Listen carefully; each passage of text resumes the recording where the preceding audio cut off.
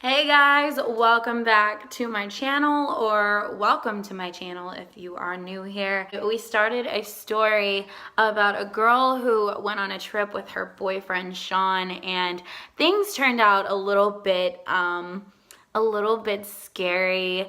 They definitely went downhill very quickly. So make sure before you watch this one that you go check that one out. That way you can be caught up on the story. It is a really long story, so I decided to break this up into 2 parts, and that way we can have all of this ready for you guys. Once again, get ready for a great story. Turn off the lights if you are, brave enough to. Anyway, we're going to pick up where we left off. I only have flashes of memories from the time I spent in the hellhole. Disjointed, distorted, terrible flashes. When I try to think of it now, it's like a black hole of fear in my mind. Most of the time, the room was dead quiet, but sometimes I would wake up and hear ragged breathing somewhere in the room. I thought it must be Sean, I remember trying to talk, to yell for him. I remember screaming until my throat hurt, until my eyes watered. But never a response, never any response. The frustration, the powerlessness, the intense loneliness, the horror all faded into one single feeling. I thought I was dead. I knew I was in hell. Then suddenly, something was different. The clearest single memory I have from that time.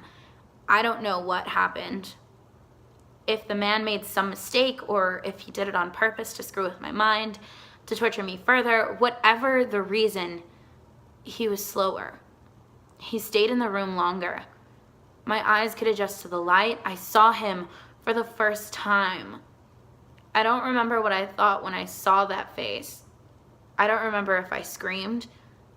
I just remember the feeling of my mind in a frenzy, trying to understand, trying to comprehend. It was Sean. The man was Sean. I couldn't react. I could only stare. For what felt like an eternity, I stared at that face that I loved with so much passion. Then I saw it. Something was off about his face. It was Sean, but it wasn't Sean. His smile curved differently. His eyes didn't have that warm twinkle I fell in love with. It was like someone had seen a photo of Sean and tried to sculpt his face from it. It was like the angles were wrong. The muscles didn't move like his muscles moved. "Who are you?" I think I asked. "What are you?" He looked at me like I was something disgusting. "I'm Sean. I'm your boyfriend. You know that, right?" His voice was so full of hate, so unlike Sean's warm, loving voice. "No, you're not Sean. Sean loves me. Sean would never hurt me." "I'm Sean. I'm really Sean." Then he laughed, before putting the glass to my lips. "I'm really Sean, baby," he whispered as I gulped down the horrible concoction. "Why?" I yelled when he was done. "Why are you doing this to us?" "Because I can," he laughed. "And because I want to. And because you look like such a delicious little lady, I just had to have you." Ew. This is, ew. Oh, y'all. This is too much for me. Anyway. And then he was gone. When I woke up the next time, I was in the dark, as always. I heard the breathing again. The ragged breathing. "Sean?" I whispered tentatively, not able to give up hope that I'd get a response. That man, that thing, it hadn't been Sean. He was keeping Sean too, keeping him drugged into unconsciousness. I knew it. I know it. "Sean?" What? A weak whisper. I can't begin to describe the joy I felt at that moment. I wasn't alone in that darkness. "Sean, baby, I'm here. I'll get us out." "Sean? Out?" No. He sounded defeated. Yes, we're getting out of here. Don't worry. No. And then nothing.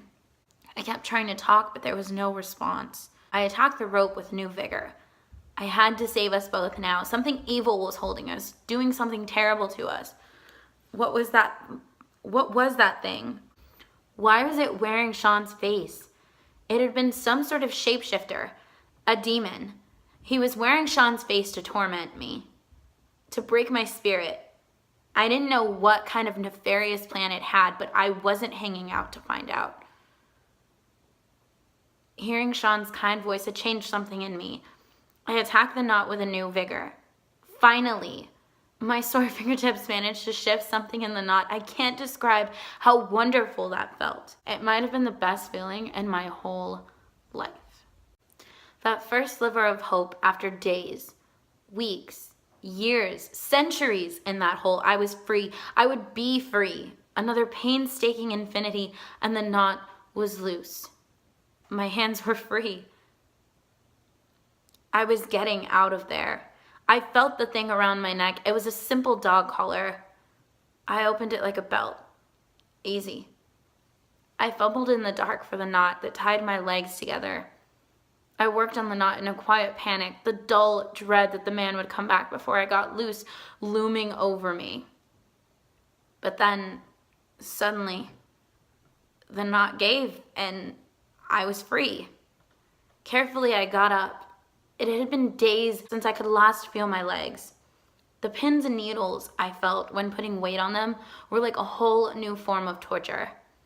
I steadied myself with my hand against the wall. Oh, I was getting out of there, all right. I needed to find the door. I let my hand trail the wall. I was covered in foam, soundproof like a recording studio. I passed a corner. I knew the door was on this wall. My fingers detected a small gap in the foam. I stopped, letting my hands glide more slowly up and down. My left hand touched the doorknob. I gripped it and paused. I had no plan if the door was locked. My only chance, my only hope was that whoever was keeping me captive trusted in the rope. I turned the knob slowly. It moved. The door was unlocked. The door was unlocked. I slid it open carefully, slowly. The light was blinding as always. I turned away, blinking, turned and looked back into the room. And that's when I saw Sean. Well, what was left of him anyway. And I almost screamed. I almost fainted. I almost threw up. That image still haunts my dreams. Both his legs were amputated. The right below his knee. The left somewhere higher up. His left arm was gone from the shoulder, and his right hand was missing. A part of his cheek was gone, the hole large enough that I could see the teeth beneath it. His face was swollen, almost unrecognizable. His beautiful hair was shaved. I ran over to him. I shook him. I caressed his mangled face. His eyes blinked, then focused. "Get out of here," he whispered accusingly through cracked lips. "Get help." "I'm not leaving you here." "You have to," he said weakly. "I can't run." He was right. How could I try carrying him? I started desperately at the stumps, where his legs used to be, where his arms used to be. Then he uttered the single most chilling sentence I had ever heard in my life. "He's eating me. He'll start with you once he's done with me." His tone was calm, stern. "Get help." I remember freezing, blinking, swaying on the spot, staring at the horror, what was left of the love of my life, trying to comprehend what he had just said. In a horrible moment, I realized he was right. "Go," he whispered. Using the last of his strength, then he slumped over, passed out again. "I love you," I said, leaning over to kiss him. "I love you so much." I turned, tears forming in my eyes. I was determined. I was getting him out as long as I didn't get caught. I remember the chilling fear that I felt when I realized I had to get out of there too. I'd been so focused on the rope, so relieved at the door, so shocked at the sight of Sean that I had completely forgotten our captor. I snuck up to the door and peeked out. I don't know what I expected to see there, but it sure wasn't the interior of a cozy log cabin with a fireplace and deep, comfy-looking chairs. The place was empty. I tipped over to the next door, heart beating. I reached out a hand and tenderly pressed the door handle down. Also unlocked. Why were the doors unlocked? I didn't give the question much thought. I was in fight or flight mode, and the flight path was wide open, so I fled. And I ran, without any goal, without any idea. I just ran. The cabin was surrounded by dark woods. I dodged between trees, jumped over roots, ducked under branches. My breath grew short and ragged. My heart pounded loudly in my ears. I could taste blood and bile in my mouth. Still, I ran. When I couldn't run anymore, I walked. When I couldn't walk anymore, I crawled. The sunset and darkness fell. I needed to keep going. I needed to find help. I needed to get Sean out of that hell, but I couldn't. My body wasn't going any further. I rolled under a bush and passed out immediately. Escaping the room didn't mean the night was over. I ended up wandering the forest for days. It became my new hell. I was hungry, tired, in pain. My bare feet were swollen, covered in cuts. If it hadn't been for Sean, I would have laid down to die. I cursed myself for leaving him. I should have stayed. I should have fought. I could have found a weapon. I could have hid, waited for the shapeshifter to return, killed him. I could have saved Sean. Why didn't I ever think? Why hadn't I got him out of the room at least? I could have hidden him in the woods. I could have done something. I decided to turn back, but I had no idea where I was, where I was going. At that point, I was just wandering aimlessly, but I kept going. For Sean. Finally, after another eternity, I stumbled over a path. I tried to keep going. I really did. But my body just gave out. The last thing I remember is falling. I woke in a bright white room that smelled clean. A hospital. I remember screaming for Sean. Then nurses came running, drugs were administered, and I slid out of consciousness. I woke up again, I think. The FBI showed up. I tried to tell them about the shapeshifter. They asked me questions about Sean. I told them they had to help him. They told me they'd get him. Don't worry. More drugs, more questions. My mother crying, telling me everything would be okay, telling me they'd get Sean. That was such a confusing time.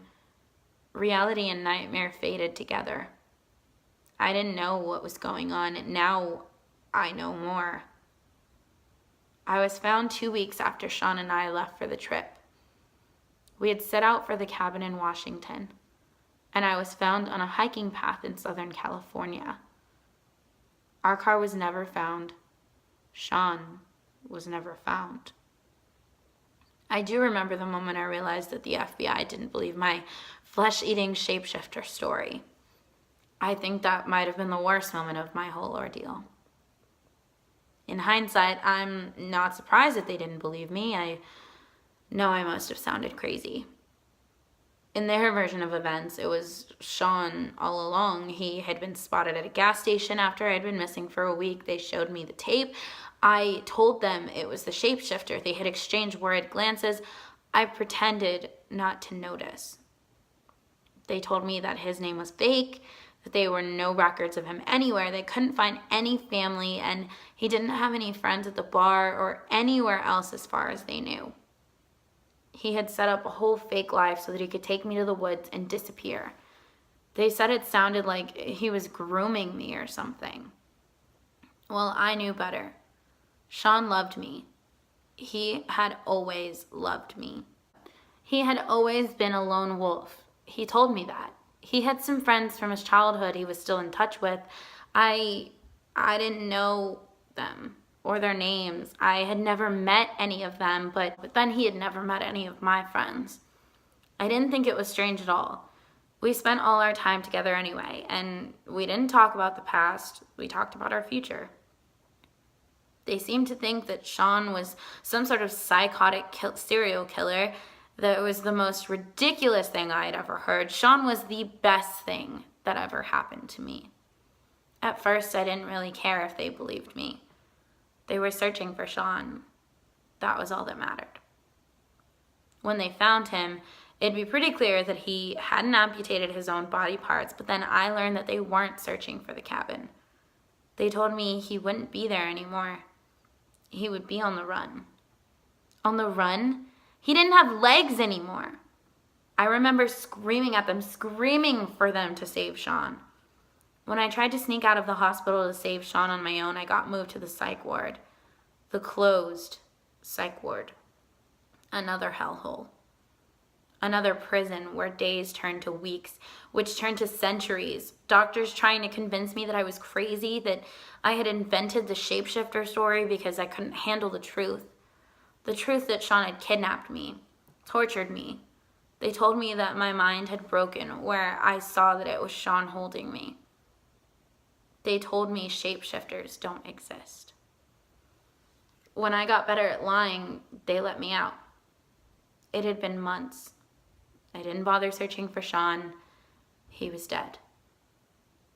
I know that for sure because right after I was found, there was a massive forest fire in the very same area of the forest. I knew in my heart it was a shapeshifter covering its tracks, destroying the evidence, burning the remains of Sean to a crisp so that he'd never be exonerated. That thing was still out there, and that terrifies me. I think about how many people he has eaten, how many times he set up an innocent man to look like a serial killer like Sean. Sean was a good guy. I know this. I knew this. I think. But sometimes I wonder, maybe I did go crazy. And then I drank. It's easier that way. Wow, guys, that was an intense story. Definitely a really long one. Thank you guys for joining in. I know we did this as a 2-part series. And yeah, what is going on with my hair? There are new videos every single week. If you guys want to hear me, read something to you guys, or if you guys want to share one of your stories, I am always willing and ready to do that. And yeah, for sure. Please do not forget to like, comment, and most of all, subscribe. Once again, more than half of my viewers aren't even subscribed, so hit subscribe and the notification bell as well so you can be notified every time I upload a new video. And also, because as soon as I get to 100 subscribers, then I can finally pick a customized URL for my YouTube channel, and that is literally all I am trying to do at the moment, so then I can be able to make it easier for you guys to find me. But yeah, thanks so much for taking time and spending this time with me. Hopefully it didn't scare you guys too much, but yeah, bye. Cast away.